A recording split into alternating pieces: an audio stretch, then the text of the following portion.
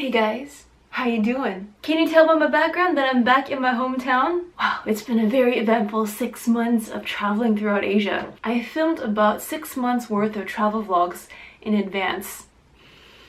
I just heated these up, and before it gets cold, let's start eating. Can you guess what we're eating today? Anyhow, you knew what this video is going to be about because you clicked on it by the title. And I have my tea. Ooh, look at it steam! Burdock tea. I hope you guys don't mind that I'm wearing my pajamas without a bra. It looks plain Jane. Doesn't look very flavorful, but I could already tell you, it smells more flavorful than it looks.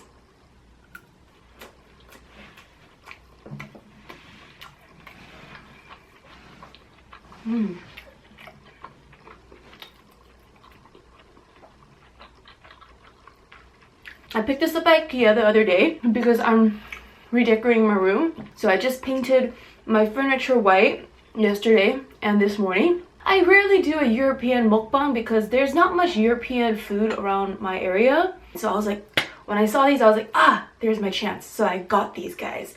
Because I love trying different types of food. Not just Asian food, but whatever is available to me, then those are my options, right? Okay, so when I was in college, I had a Swedish exchange buddies, and that's where I first learned about how Swedish meatballs, you pair it with Lingonberry Jam. So when my friend from Sweden, she was like, you have to have the meatballs with the jam. Without it, it's not the same. So if I could open it. So yeah, like when she told me that, I was like, that's a weird food combo. Why would you pair something sweet, like a dessert thing, with meat, you know? There we go. Okay. That was my workout for the day.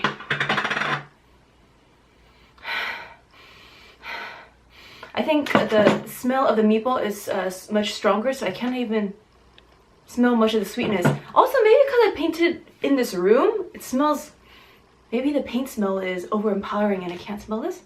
I don't know. But, let's do this. Let's put all this here. Because later when we pull these out, we're going to put it into this plate, yeah? Wait. Should I just put it on here directly? Yeah, that makes more sense.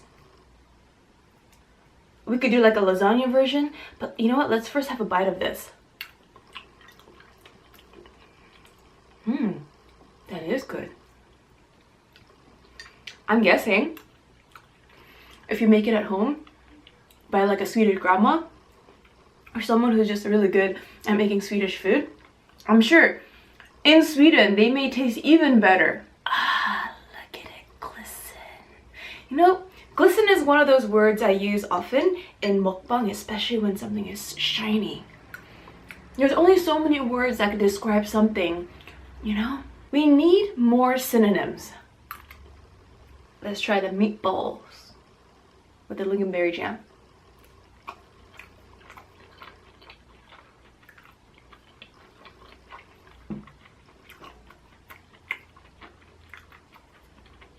If you like ice cream that has sea salt in it, it's that sweet and salty combo, right? This one is like sweet and slightly salty, savory combo.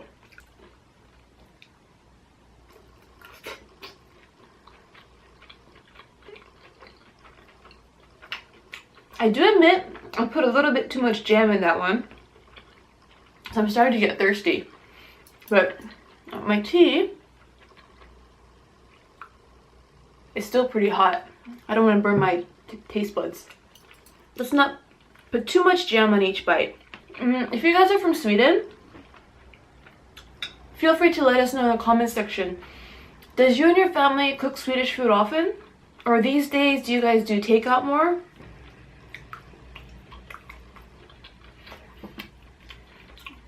And you have it plain as is. It tastes quite boring now. It's like when you pair these two together and then they just combine in your mouth, it's like, oh, soulmates. aside from the fact that I'm born and raised in America, my Asian blood is craving like rice. Closest thing we have to rice on this table is this. Scorpor full corn wheat crisp rolls. Okay, so when I was at IKEA, I was having major jet lag. I was barely getting sleep. I was delirious, and when I first saw this, I thought it said skull porn. And then that caught my attention. I was like, what? Huh? You might think the idea of skull porn is strange, right? But I read online, I think Vice covered this before. There's something called a quicksand porn, and people get turned on when they see other people like struggling in quicksand. Don't ask. There's all kinds of people in the world. Maybe even one of you watching this has quicksand porn fetish. Wow. Okay, let me show you the entire bag inside. In the photo, they look quite big, like big as my hand. Let me tell you, it is not to scale. Maybe it's like 80% of what is shown on the front. Let's pour this baby.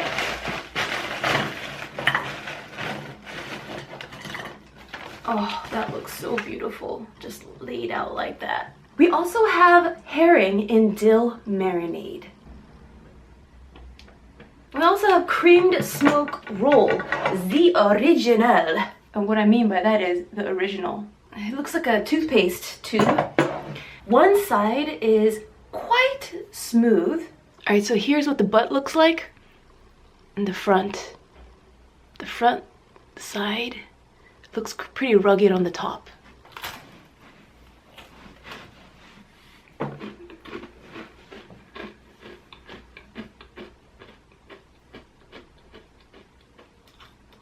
It's on the bland side. Alright, so let's use it to balance out the flavor of the meatball and the lingonberry jam.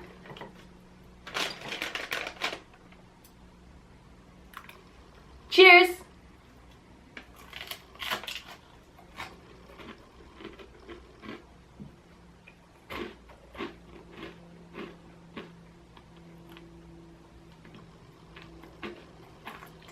Well, it's snowing. It hurts the roof of your mouth when you're trying to bite onto this and this at the same time. So what I would do is I would break this apart. Take only a half a bite of a meatball. So this is half the size.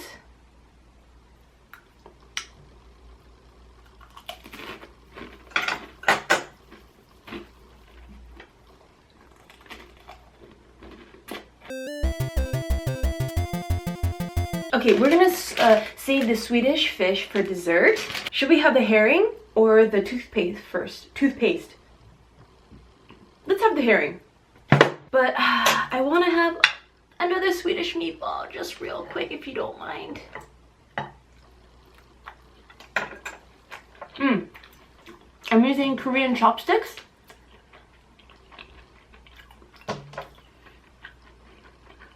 And this is a duck. And you set the duck down on the table like this. And then you set your chopsticks. A lot of you guys have been asking me, oh, how could you not have gone to Malaysia, or how could you not have gone to so-so country? Some of the ones that you guys mentioned, I have gone there and I vlogged. I just didn't release those videos yet. And the other ones, well, I have to go back to Asia. I didn't want to be rushing all the time, and it's like I didn't want to be speed dating with Asia. You know, there's all these countries. I don't want to go like 5 days here, 5 days here. I didn't want to do that crazy process. I wanted to go somewhere longer term. So typically I would get a Airbnb at a city for 1 month, or I might hop around there within that city. I want to observe this texture more. I think I saw something black in there, like a black seed. I don't know. In some moments it looks like red. Other moments it just looks like a deep pink. Most of the time my eyes tell me it's a deep pink color. Actually, you guys, when you eat jam, you should not put your saliva on it, because that can help create mold. But I bought this specifically for the mukbang, and I usually what I eat on a regular basis, it's no preservatives, and I go grocery shopping every couple days. And like when I have my own refrigerator, everything disappears within 3 days-ish, all my fresh produce, and I have an empty fridge again. I don't like to get bottles and like all these sauces, and it starts filling up the fridge. Like the more you have in your fridge, the more you don't know what's inside. You just forget, and things expire, and then 1 year later you're like, oh, this expired 2 years ago. 50% of this jar contains skinless fillets of herring, sugar, salt, onion, dill, allspice, preservative, acid. That was much easier to open. You can definitely smell that dill.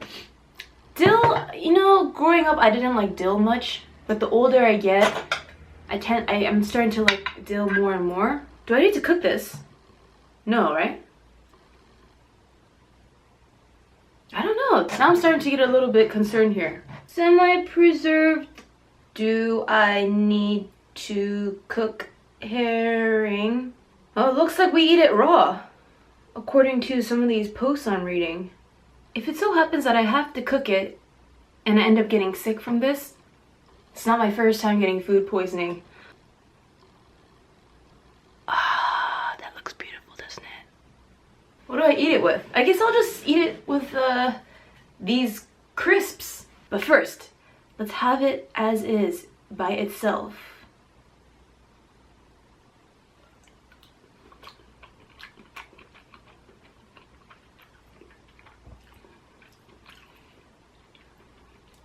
Woo!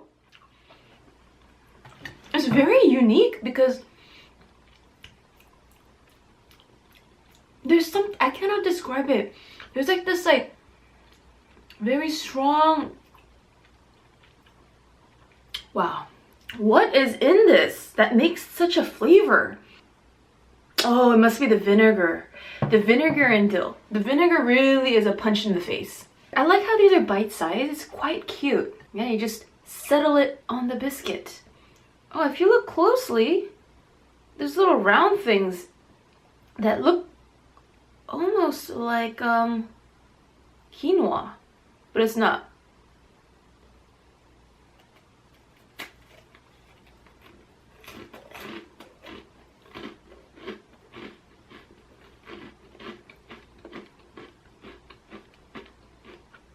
I'm not sure if it's traditional, but I would imagine you could put these in a sandwich.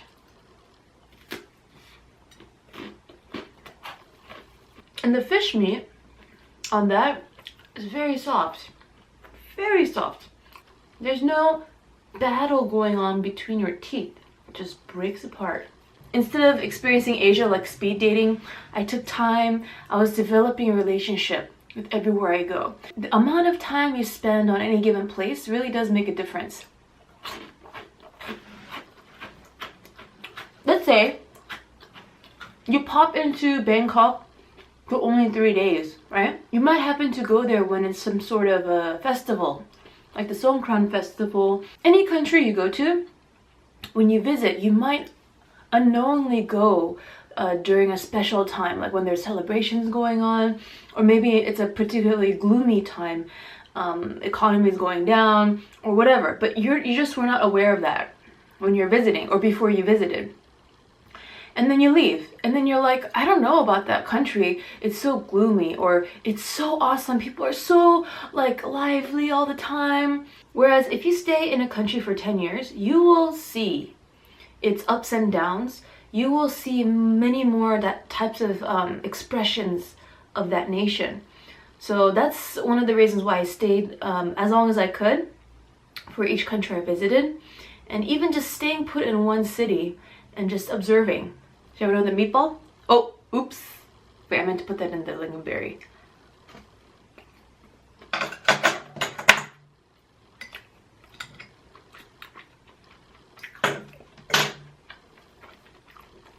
Actually, let's just put a bunch of this out here, yeah? This lingonberry really wants to get out and be about. Be wild, be free. stretch a little bit.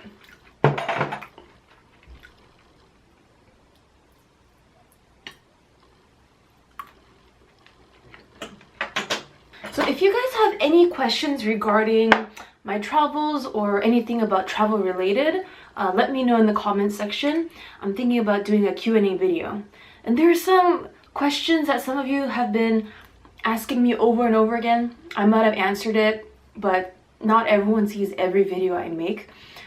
So I will address those questions.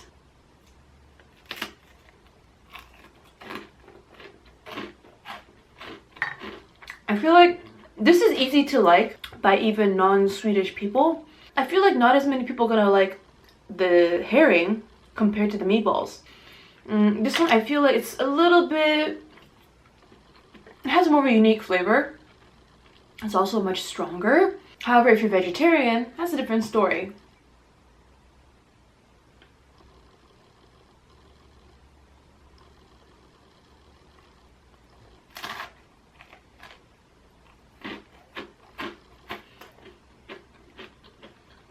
And perhaps this food is eaten in countries outside of Sweden.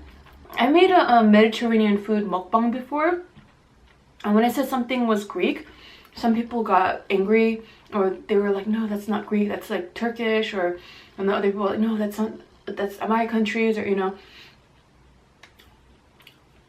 I don't know the history of every single dish. I would like to know. I want to learn more.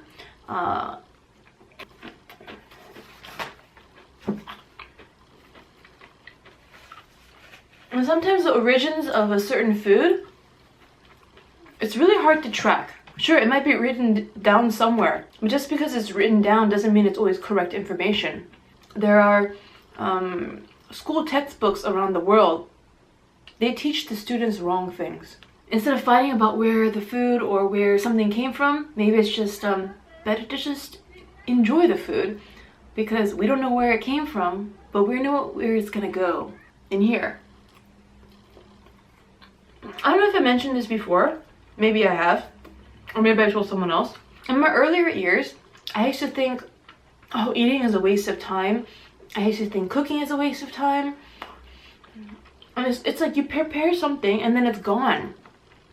And you have to clean up after yourself and wash the dishes and stuff like that. But older I get, I like to cook. I'm becoming the opposite. I like to eat. And the thing is, it's not just about the food. Older I get, the more I realize food is bonding. Food brings people together. How a food is made, where it comes from, the ingredients. There's a whole process. I'm sure for the lingonberry, the story kind of goes like this.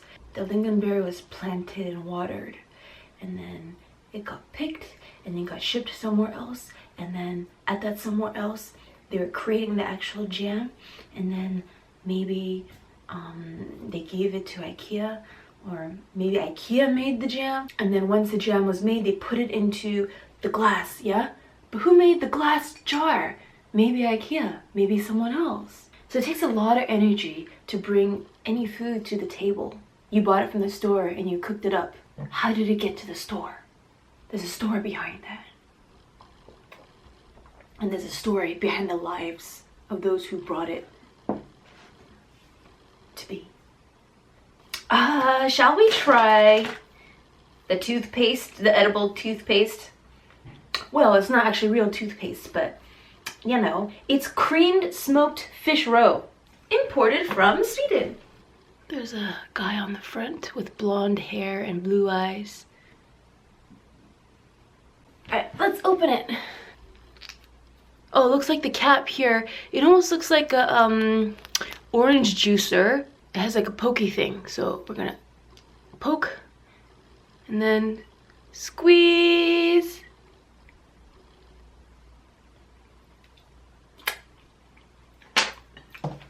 Whoa, it's very salty. Woo. It's getting saltier and saltier as our meal progresses. Woo. Definitely gotta have it with one of these crisps.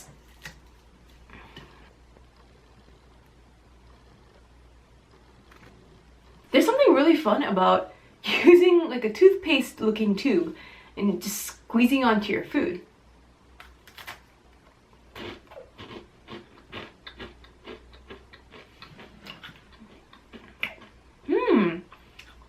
It tastes a little cheesy.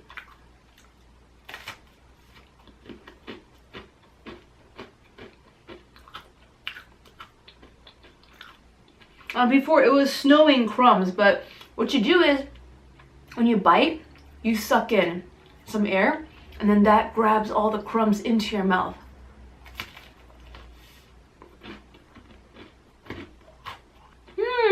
I wonder if you pair this with Lingonberry Jam, how would that be?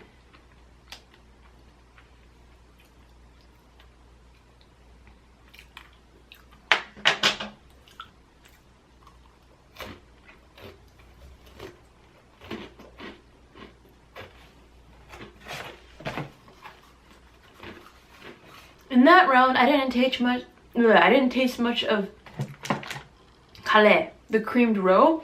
I think I put too much jam in that bite, so it was very sweet.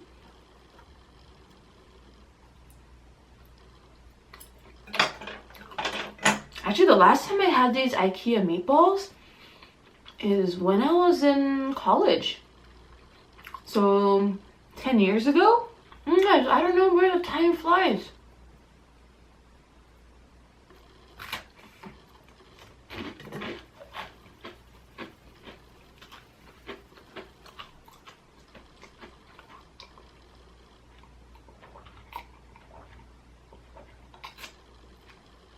And take a closer look at my burdock.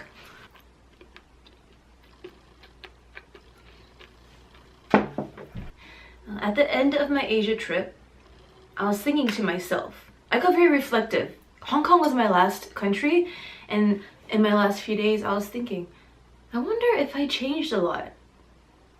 And I was like, I don't think I changed much.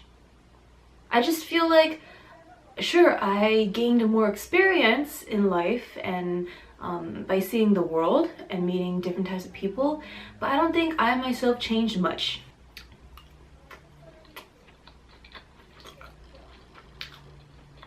Because in my earlier years, even if I went to like some kind of retreat for one weekend, afterwards I feel like I'm a totally different person. I was gone for 6 months in Asia, but at the end, I didn't feel like I changed much. That was just a feeling. And then it got me thinking, when I meet my friends, will they notice I changed somehow? But when I came back to California and I came back home, I realized I did change. If there are certain types of issues or problems, I kind of like left here, and when I came back, I picked them back up. And I have to solve them, right? So even small things like how my room is quite not pretty. So every time I looked at my room, oh, it made me so depressed because it's like, it's not my style. I don't like it. I don't like the furniture.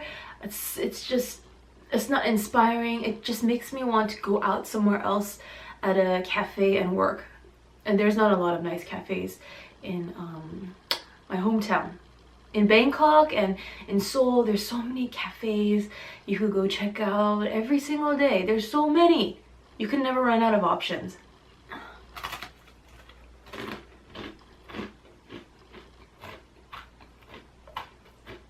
When I came back, I just took action. I looked at my room. I'm painting that. I'm getting rid of that one. I'm throwing it out. I'm investing my money into my room. Because I want to be able to film at any angle, whatever time of the day I want in my room. And I want it to look filmic.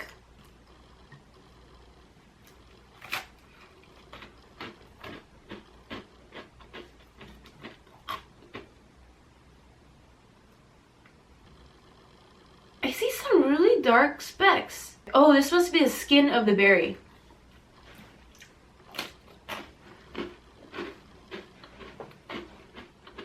Alright, so continuing the topic of when I returned to the States, there's certain problems that I just picked up from where I left off. And what happened was all the wisdom that I have gained from other people that I've met during my trip, my perspective has changed a little bit by little bit by little bit. And when I see my issues or dilemmas, however big or small, it's a different approach. I'm like, oh, I think of a solution I never have thought of before, and it didn't even take me very long to think of them. A fresh eye, almost, looking at these same set of problems. Another way I changed. In my early 20s, I loved making jokes. And when I meet my friends, I love to joke around and be sarcastic. But when I was in Asia, I met people from various countries. And for example, when I was in Vietnam, I was being sarcastic to someone, not in a mean way. I don't know if they took it offensively, but for sure, without a doubt, they were very confused. And I was like, oh, it's just sarcasm. Do you know what sarcasm is? So I was explaining to them what sarcasm is, and they're like, but I understand them, because when I first learned what sarcasm was, I was very confused too. It took a while to get a grasp of it, you know? Who even made up sarcasm?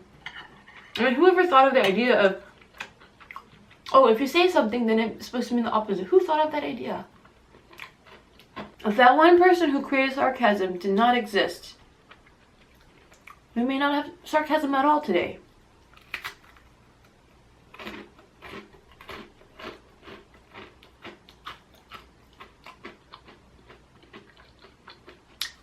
Actually, now I'm really curious who invented sarcasm. The Telegraph says sarcasm was actually brought to the UK by the Vikings. And then another person says Shakespeare first used sarcasm in his plays.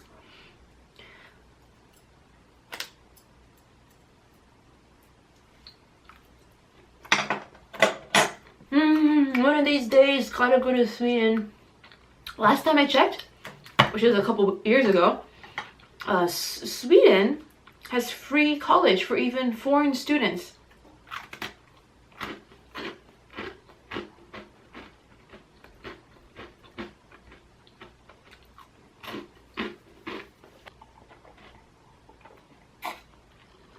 When you eat these crisps, you have to make sure you chew on it enough so every dry crack area it gets hydrated. Because if you just swallow it while it's still dry, ooh, it's like sandpaper going down your throat. How do I know this? I just experienced it right now. So when I was in Asia, I stopped joking so much. Also because one of my Thai friends, posted a picture of this handsome gentleman online, on Facebook. And I commented, oh, what a hottie, is he a new boyfriend? And then she told me that it's the Thai king who just passed away. And I was like, I didn't even know the Thai king had passed away. And that's how I found out, because I made a wrong joke. He was highly respected. So I unknowingly made an inappropriate joke. And after that, I realized, I should really be careful, be more mindful of what kind of jokes I make, especially when I'm joking to a person of another culture. Wow, I'm getting really full. Whew.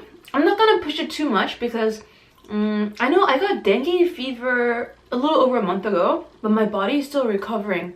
So whenever I overeat, my stomach feels uncomfortable for a really long time.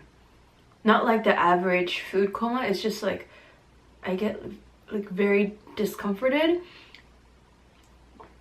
So these days I've been eating very calm food, mostly green beans, capsicum, which are also known as bell pepper, kale, arugula, salmon. Salmon I typically would have a little piece, a little slice for dinner.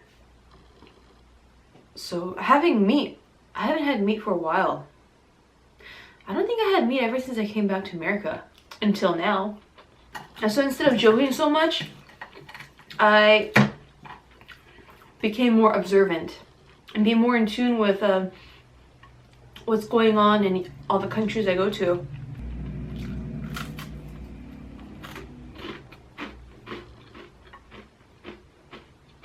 And part of my travel process is once I get to a new country or a city, I search what are the holidays or the festivals that are going on this month at this place. And usually I like to plan even months in advance wherever I go. But during my trip, I got sick from food poisoning before and the dengue fever, so I stopped doing too much pre-planning. Well, imagine you spend a lot of time planning something, right? And then it doesn't go out the way you expect it. So all the money that you put down in maybe planning a trip, they go out the window. I realize I have to be flexible because not everything will work out the way I imagined it. You just don't know who you're gonna meet. You don't know health-wise what's gonna happen to you. And you don't know what types of world events will occur.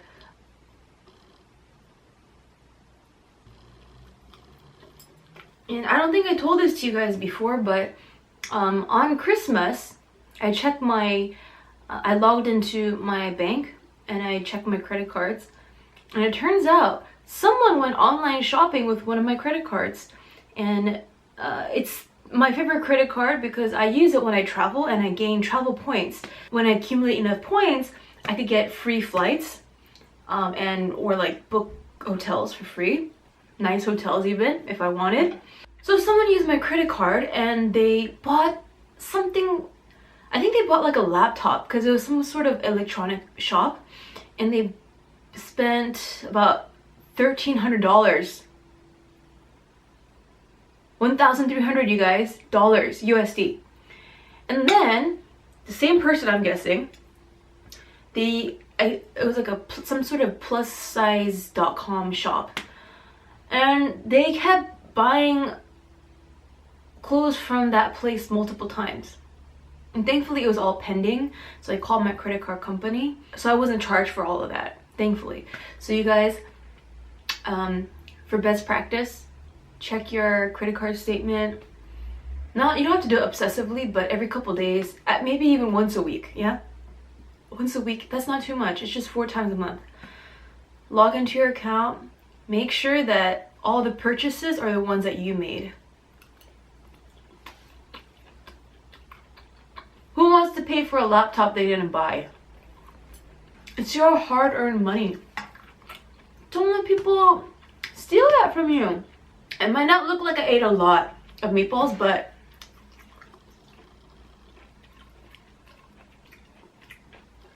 think about it. How big is my stomach? Probably.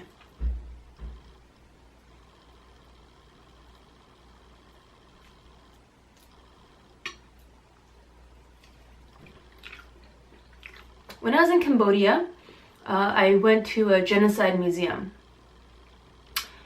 And it was very emotional because, I mean, whenever you enter a place where so many people were killed, and innocent people too, it just puts you in a different frame of mind. And so I couldn't help myself but cry. You go into these buildings and these rooms where people were tortured and eventually they died in there. There are moments where I just had to come back out of the building, sit down, look at the greenery, and just like calm myself down again. And I would go back in, and if I started tearing up, I just skip to another room, because if you just can't handle it, you just can't handle it. We all hope a genocide, something like the Holocaust, we don't want any of that to happen again. There's always gonna be those few people who hate on another race, and they try to spread that hate, and sometimes they do it very well.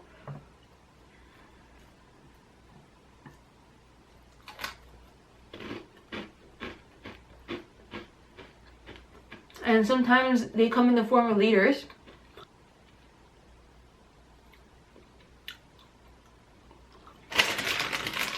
Shall we try the Swedish fish? I feel in some ways we're living in a very fortunate time period. The death rate for giving birth to a child was much higher even 1 century ago compared to today. There's a lot of things that we didn't have back then that we have now. We could live healthier and live for a longer time period. However, there are certain things that we had back then that we don't have today. Mwah! Woo! It smells very sweet. It smells sweeter than the Lingonberry Jam. Let me give you guys a close look inside the bag. Open sesame! So, they're in the shape of a fish, a long fish. Yeah. And the other side is plain.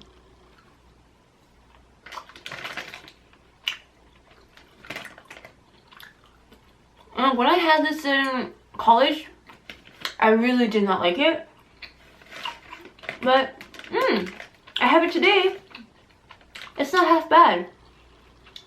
I wonder if the recipe changed. The ingredients are sugar, invert sugar. What's invert sugar?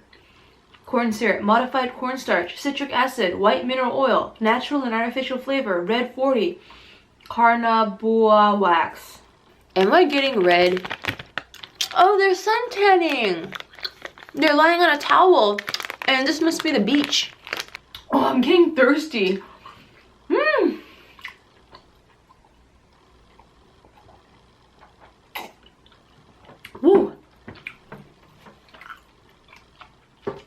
The artificial sweetness of this makes my tea taste even more earthy. Such a contrast. My favorite thing I ate here today, although it is potent, I really enjoyed the herring, the dill herring. Meatball is also good, but meatball with the lingonberry. The crisps were a little bit rugged. It's like kissing a man with a very big beard and you could barely get to his lips. And this, when you chew on it, it's really sticky. It gets in your teeth. So after you eat this, make sure you floss and you brush your teeth. Oh, I just noticed this fish says Swedish on it. Oh, you guys, I'm very full. It's Saturday night. What are we gonna do? Maybe I'll watch a zombie episode. What do you guys like to do on a Saturday night? You know, these days I like to cuddle up with a good book, have some herbal tea. Maybe this is just a phase, or maybe it'll be here for a while. I hope you guys enjoyed eating with me today. What were you eating as you watched this video? Don't forget to follow me on Instagram for delicious selfies, as well as mini mukbangs on the Instagram. At Miss Mina O, you guys. At Miss Mina O. I'll see you guys in the next mukbang and travel vlog. Bye bye!